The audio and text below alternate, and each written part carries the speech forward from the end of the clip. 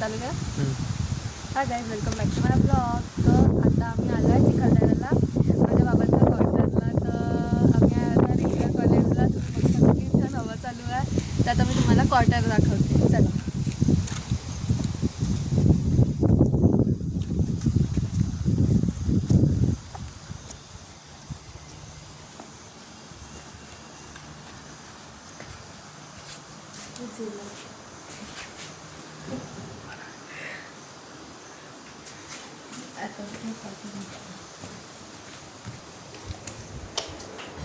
एक छोटी रूम आहे. इथे एक रूम आहे, कबाड आहे. इकडे वॉशरूम आहे.